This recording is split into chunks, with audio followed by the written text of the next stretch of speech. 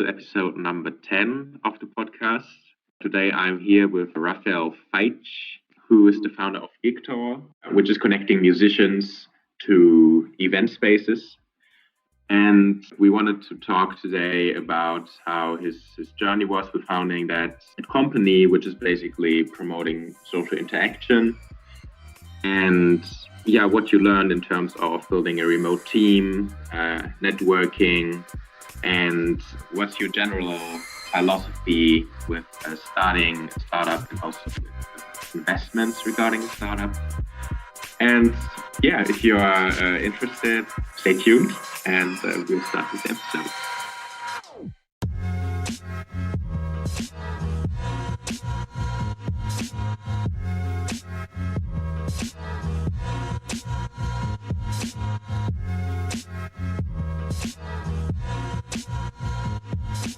Cool. Yeah. Hi. Thank you for having me. It's I'm glad we could organize it. So, do you first want to give a short introduction of yourself? Sure. Yeah. My name is Raphael. I am from Germany. I'm 26 right now. I moved to the Netherlands 3 years ago to study creative business, or back then international communication and media. I grew up in the south of Germany in an event location. So my parents, they do like weddings, birthday parties, corporate events, and also concerts. That's how the whole idea of Gigtor came up. But I think we're going to come later in more detail to this. Yeah. All right. So, let's just keep on with that. So how did you get this idea of Gigtor? What was the problem you wanted to solve when you founded Gigtor? Yeah, so the main problem that I want to solve with Gigtor was basically that upcoming artists in general have a very hard time, let's put it that way, to find, like, the simple finding of a location where they might can perform is already a very hard thing to do, because you have to have connections, you have to have endless time for emails, phone calls, Google search, and that was always kind of the first or the core thing that I wanted to tackle, of just basically providing the music industry a simple search and find tool. So think about Airbnb, for example. You just go on Airbnb, you say, I want to go to Amsterdam, this and this dates, and you see all the possibilities that you have. And do you have a personal connection with that kind of environment? Yeah. So as I said in the beginning, my parents run an event location, so I kind of grew up with getting in contact with artists from a very young age. And since my family run the whole business on a very personal level, we always had like dinner after the concert, breakfast the next morning. We also just became friends over the time with the artists, like on a much more personal level. Through that, I think you always got to talk a bit about how's it going, of course, where are you touring, what are your plans for the next weeks or months or years. Through that, I think I always kind of heard through the lines, maybe not like direct complaining, but like always heard that there's some kind of problem there. And how did those artists usually work around this problem? Like, what was their approach? Yeah, so, of course, there are several current solutions, which is either find management and a booker, which is, of course, a very very time intensive and also money intensive solution, because of course they want to have their cut, and But I think also there, if you are getting into that level, you are already like going on a much more professional level than basically artists that we at Gigtor want to target on. I think there are also, I mean, there are a couple of competitors of Gigtor who are all doing a great job.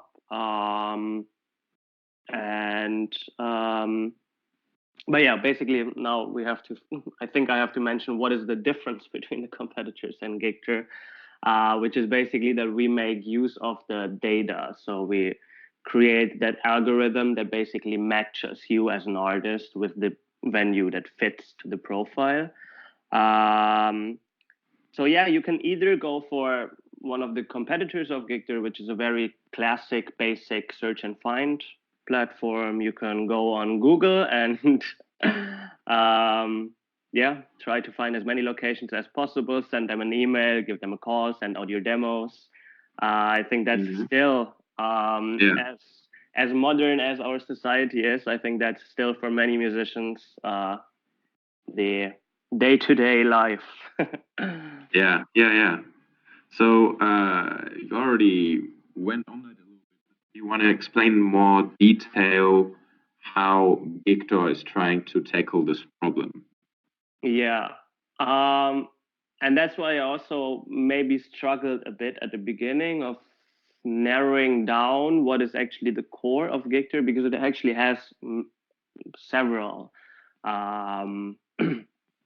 several different paths, I would say, how we want to tackle it. So one is the basic find and search tool. That one we make what I just said also right now. That one we kind of make a bit more advanced than maybe our competitors are doing right now, meaning that we put in that algorithm in the background, which gives or provides the artist with a matching rate and the venue with a matching rate, meaning the artist already knows, okay, how much can I actually expect from that location that I'm applying to? And the venue or the location who's receiving the application already gets a first indicator, hey, I don't know, that artist has like a 90% matching rate, meaning the music genre, the budget, the location, the time, everything seems to fit. Cool, I will invest more time in that than in an artist who only has like, 50% matching rate. A little bit like Tinder. A little bit like Tinder, yeah. That's also what we wrote right now on our website, that basically Gigtor is in a way matching Tinder for the music industry. And I mean, and I think also that's right now what is actually happening, and now basically comes all the future plans, which would be, we want to also tackle things like artists have a lot of off days in their tour.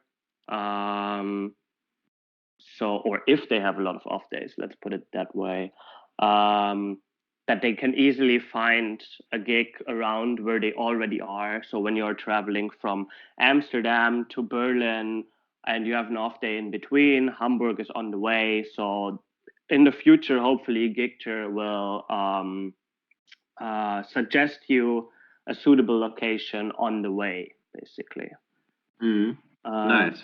So yeah, those are like the little things, that will come in the future, hopefully, or that's at least in the plan. Yeah, nice. And you're also not that old as a company yet, right? So you started like around a year ago. Is that correct? Yeah. So I mean, the idea itself, of course, has been growing over years. It was actually just at this time, like basically exactly a year ago, I moved to Budapest for my Erasmus semester, and I just had so much time. And my girlfriend then at one point asked me, hey, why are you not using that time to like go more in depth with your idea? Just, I mean, at this point, it was really just an idea. And I was like, yeah, actually, might be a good idea. So I reached out to some people who can help me with like graphic design, web design, developing, etc. And through a friend of mine and also study colleague, I found a graphic designer and a web developer or full stack developer in Milan, Italy. And they were at this time just looking for basically a project for self-development. So it just seemed like a perfect fit, and we just scheduled like, I don't know, a 2-hour call and went down through everything from like, what is the idea, what's our philosophy, and it just seemed like a perfect match. And then we pretty much exactly started 1 year ago. I think 15th of October we started last year. Yeah. Awesome. And how was that exact process of turning this idea into a company, building a team around it? I mean, you already gave the insight a little bit that you went out to your network, you talked to some people, but how did you actually create it into something real that you're actually working on now, basically full time? Yeah, I think it's not so easy to like just pin out like the major, I don't know, milestones on the way. I think, I mean, of course, one milestone was that just that one friend that I approached, that I actually approached with, hey, can you design me like a logo and a landing page? And he at this point was like, man, I'm super busy, but I know those two guys in Milan, they just basically graduated, and they are eager and looking for a project. And I guess that was just luck. I mean, and I think sometimes that's just also how it works. I mean, that's maybe not the best business advice, but sometimes you just have to have luck, I guess. And I mean, also just dedication, just believe. Like, I mean, if that wouldn't have come along, then probably a month later, another option would have come. And like, how did we build it up? I mean, we just basically started with like structuring, and what was also just important for me at this, because for a long time this whole idea for me was just in my head, and I really had no idea what am I actually planning here in my head, like in terms of time, in terms of money, in terms of how you say, like how difficult the whole thing is. So it was for me also just nice to now speak to people from that field and get like feedback. Okay, this is super easy. This is somewhat easy. This is super hard.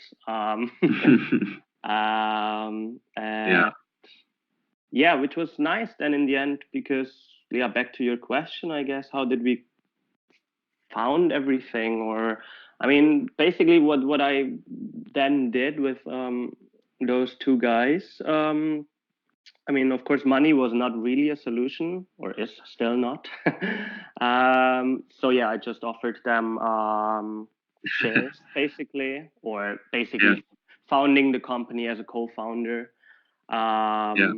So everybody is also, which is also nice, because everybody's in with the same kind of motivation. That's nice. And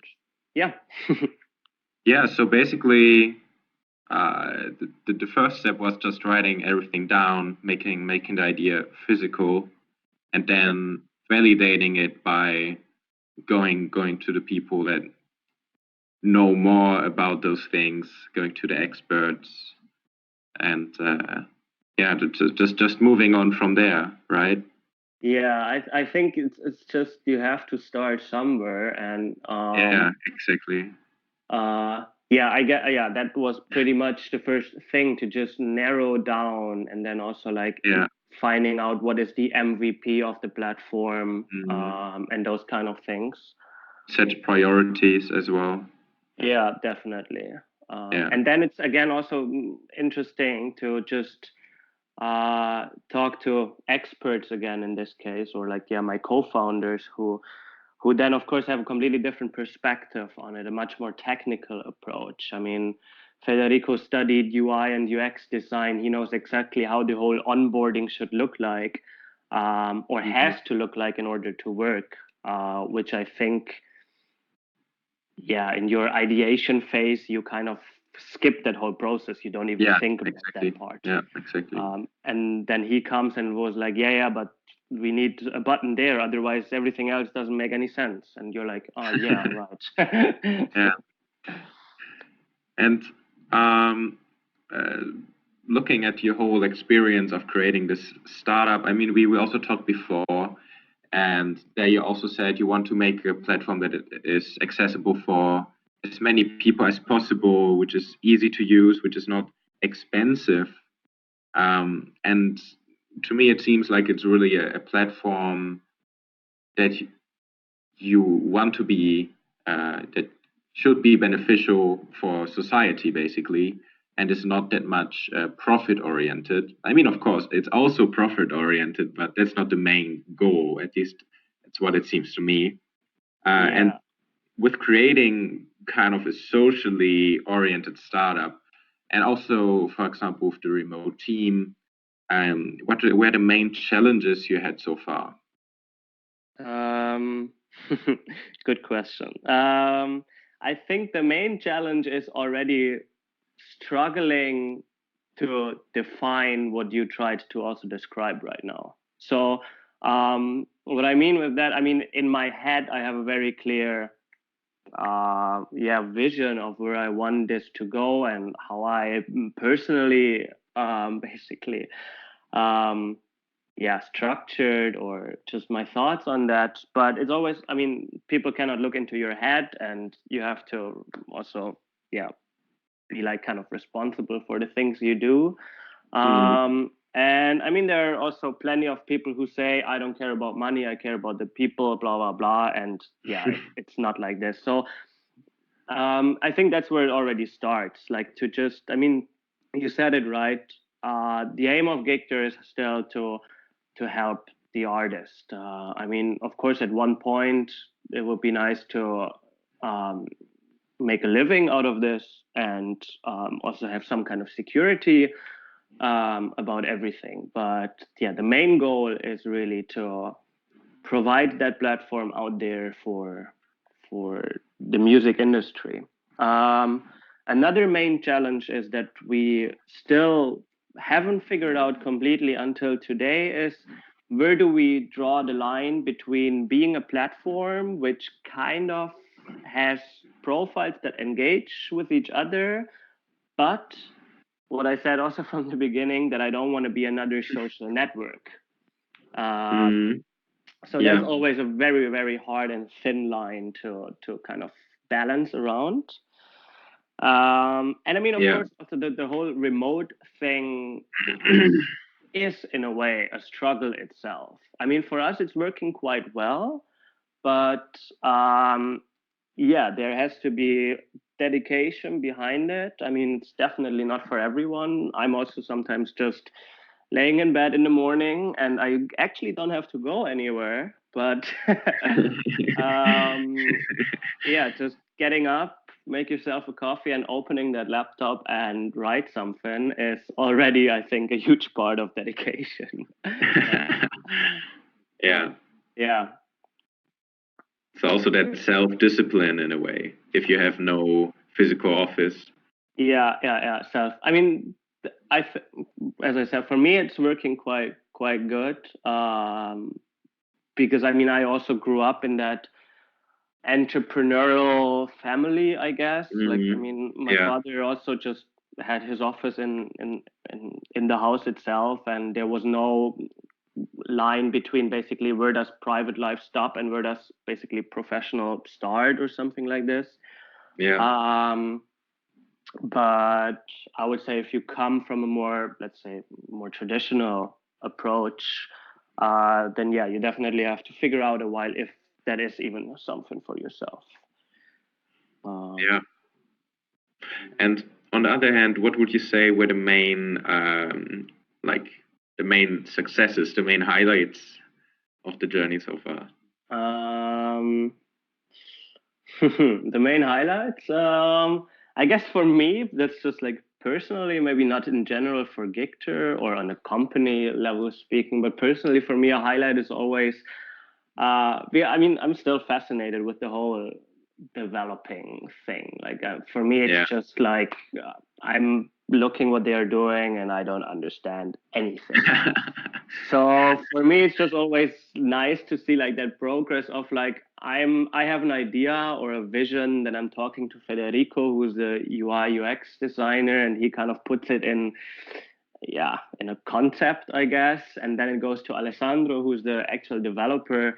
And at some point, it just comes back to me, and my vision kind of just is now on the screen. Like, yeah, that's pretty cool. That's pretty cool. I think in general, the main success was that we actually were able to get out the MVP online. So basically, if you head on gigtor.com right now, you can already sign up. You can create a profile. You can connect with another profile. You can message between profiles, and I think that was just or is still for me the major success of just getting that stuff out there and then also getting feedback on it, which is so far also quite positive. Yeah. And I mean, I'm also like, another major success in terms of remote working. I always just have to remind myself that, I mean, we had some struggles now over the summer, just because some personal changes and stuff like this, which always can happen. And at some point I got also like a bit upset, was like, hey guys, like what is happening? Like what, or why is nothing happening? But I always have to remind myself where we basically are right now within a year. I mean, of course we could always be further, but we all do that not full time in the end, or haven't done it for a time. And always keeping that in mind, I think, is already a major success. To never have met in person and still be able to deliver such quality. That's awesome. Yeah, that's really cool. And as like coming to the end of the podcast, what were your general or maybe before that, connecting to the main successes? You told me a story about this before, regarding your investment philosophy, and do you want to give some insights about that? Yeah. So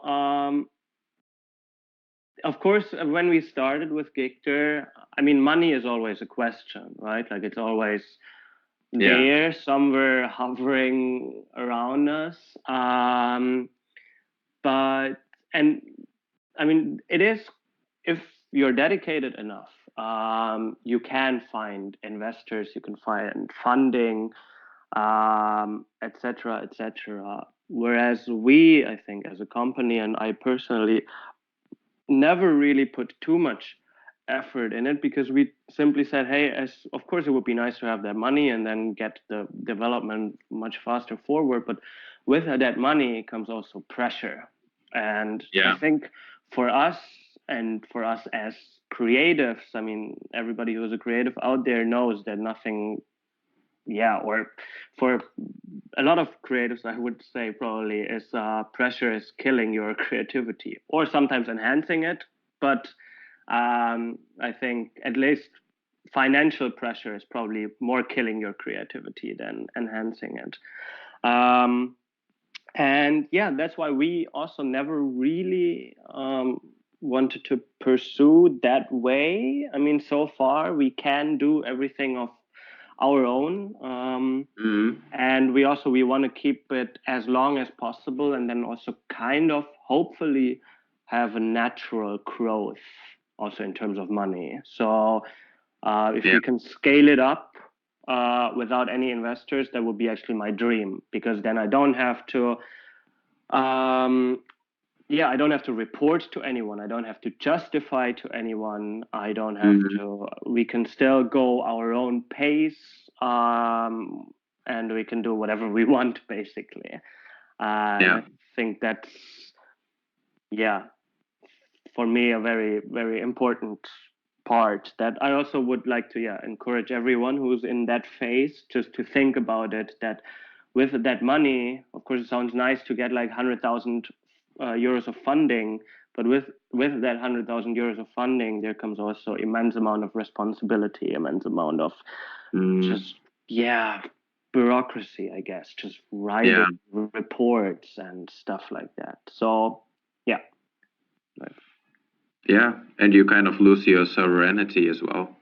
Yeah, exactly. I mean, I know it, for example, from one of our competitors. They partnered up with Sony, and I'm following them now for a while. And we also had a conversation, like we had contact with them, and they also said, of course, since they partnered up with Sony, things are not as free anymore as they used to be. Yeah, of course. Yeah, I think that's something important to keep in mind. I mean, it always differs, I think, from situation to situation. And I think there are also situations where it can make a lot of sense to get a experienced investor on board, but it's not always the best option. Definitely, yeah. I think also that, I mean, that's also what I went to a lot of those just kind of startup events where everybody's kind of telling their own story. And I think what always is for me very, very important to highlight that, as I also said at one point in the podcast, finding basically my co-founders was simply luck. There's no success story for what works for me might not work for anybody else, and the other way around. So also everything that I'm saying here is solely my personal of course, experience and approach, I guess. We take no guarantee for the things said in the podcast. Exactly. Probably there are thousands of people out there who completely disagree with me right now. So, and that's completely fine. Yeah, exactly. Yeah. And are there any other surprises you had while starting this journey? Were there any expectations that were confirmed or that were not confirmed? Any learnings you had that you still want to mention? Any learnings that I want to mention? I guess. I mean, I kind of want to maybe pick up on what I just said right now. That, I mean, also if you start with something, and of course you kind of you look for this, I don't know, that one person who can give you that masterpiece of advice that you have been looking for. And I think that's just not happening. But I think what is happening is if you basically watch 10 YouTube videos of 10 people, I don't know, Guy Kawasaki and I don't know, Seth Godin and whoever is out there. And everybody's telling you more or less something different, but actually also all the same. But you can kind of, out of those 10 people that you listen to, create your own kind of masterpiece advice, I guess. So just continue basically getting information there, talk to people. I mean, also talk to I don't know if you're a student, talk to students around you. I mean, you also don't think that you have to go to that expert with 50 years of experience to get like a good input. Like just talk to the person next to you and see what they say. Yeah.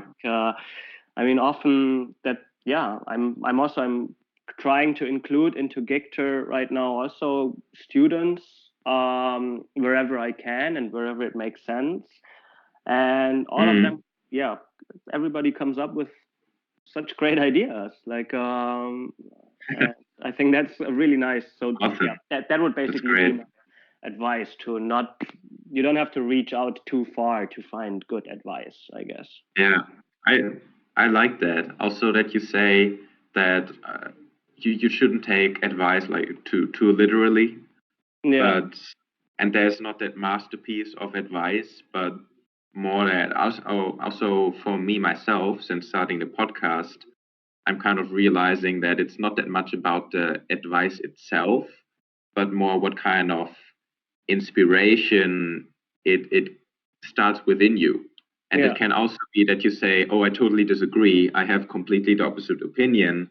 But then you form yourself this opinion and you have this thought process. Yeah. Exactly. Basically, it's more what the advice, what kind of innovation it sparks for yourself, but not what the advice actually is. Yeah. A lot of times. So, regarding Gigtor itself, you're basically open for people to join you, right? We are open. We are still in the progress. So we are trying to invest as much time as possible.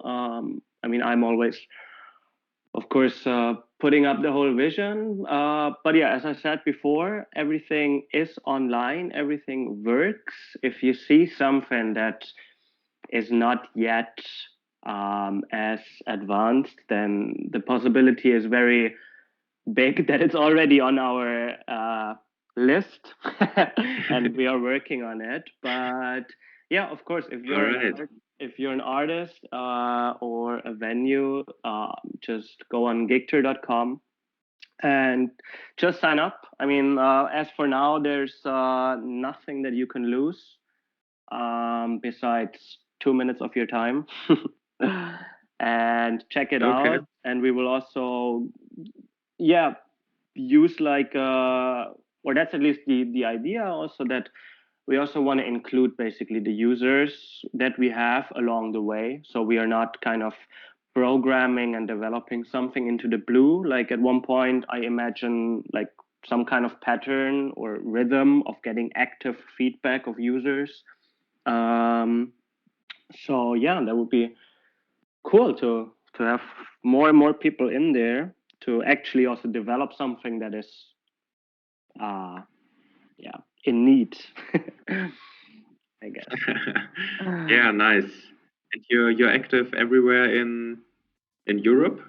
We are active everywhere in Europe, technically all over the world, but we're gonna focus right now on Europe, and I think Europe is already a massive market. It is, yeah. And especially for musicians. Yeah. And then we will see. I don't really want to think even further what could come after, but I think also what is nice about Europe, that we kind of can have this cultural exchange, I guess, which is also another important value that Gigtor has, I guess, that we want to encourage basically bands to also bring out their culture. So if you're a band from the Netherlands, go to France and like find a performance there. Why not? Nice. And I think that's also like a very nice aspect about Europe, that it's quite small. You can thrive everywhere.